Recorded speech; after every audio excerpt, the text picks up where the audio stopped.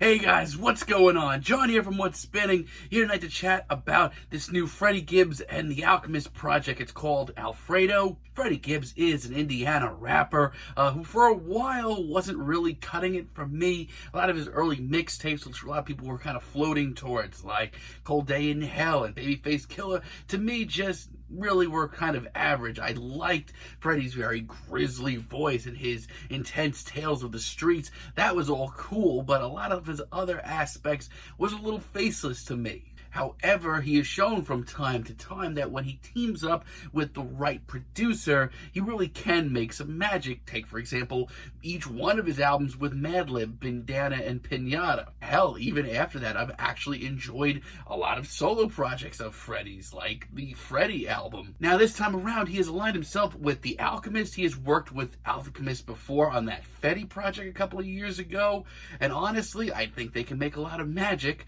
Let's chat about this thing. This album starts off with 1985, and I genuinely adore this track. I love the sort of dusty throwback beat here with this wailing guitar. And Freddie just sounds on top form here. This is a guy who years ago I kind of thought was faceless, but also over the years he has really gone up in his technique and his storytelling ability. I absolutely love this track all around, especially its sort of jazzy elements. Now, this album may not live up to the Madlib hype of years ago.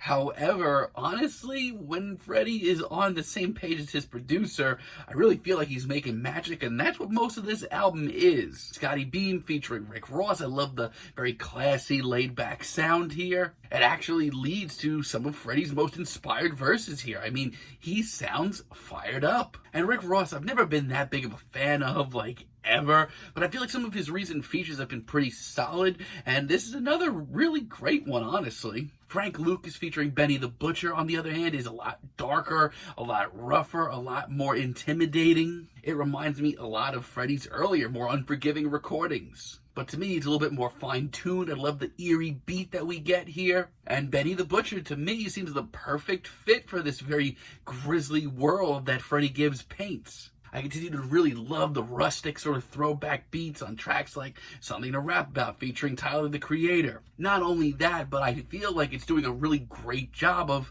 bringing in the more emotional and somber and kind of personal side of Freddie Gibbs. It's something that he's kind of touched down upon for a while now, but this is probably one of his more personal releases to date. And Tyler's verse, while it's not too mind-blowing, I've heard a lot better from him in the last few years. It fits the bill and it fits the album. Baby Shit, on the other hand, is a lot more intense. I love the very intense beat here and the sort of jazzy atmosphere. And over that, Freddie seems fierce and focused. Now, if you're not familiar with Freddie's work, this is a very grim, very real, very intense album as far as lyrics go. But that's nothing too new in the world of Freddie Gibbs. Something he's done for years, and it's just as prevalent here. Babies and Fools once again shows you the more personal side of Freddie's music. This one takes us back to his more younger days. I mean, sure, to be honest, the production on this track doesn't really hit me as hard, and I wish this beat maybe hit a little bit harder. But Freddie's performances are more than enough to hold me over. And Conway the Machine's performance as well just seems to fit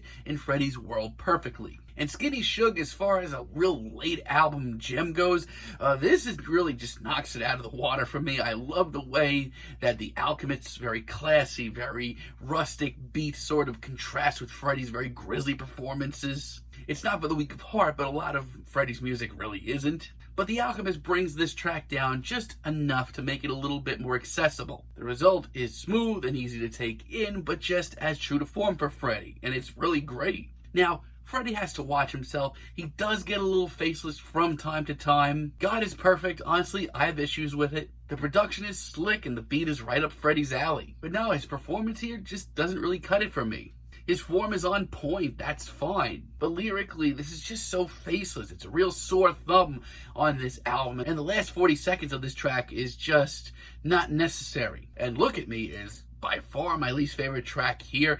I almost have nothing to even say about it. This one's just a little bit much for me. This beat, if you want to call it a beat, is just way, way, way too stripped down to the point where practically nothing's even happening. And Freddie's performance here is easily his most phoned in. But All Glass as a finale is a great gut punch. It's one of the most intense sounding tracks here. As far as a beat goes, this is the most raw The Alchemist has been this entire album. Very noisy, it's very in your face. And all of that alongside of Freddie's very booming performance here actually leaves me very satisfied with this project as a whole. I genuinely hope that we hear a lot more from these two in the future. So yeah, while still not living up to like the hype of his Mad Lib days, I think Alfredo is just a very strong reminder that when Freddie Gibbs teams up with a producer that he really truly clicks with, he makes absolute magic. And The Alchemist's very classy, very dusty, very rustic sounding beats here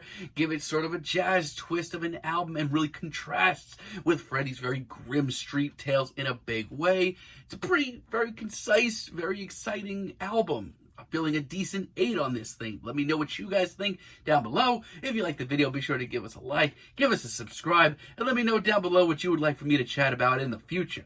And until next time, have a great day, guys.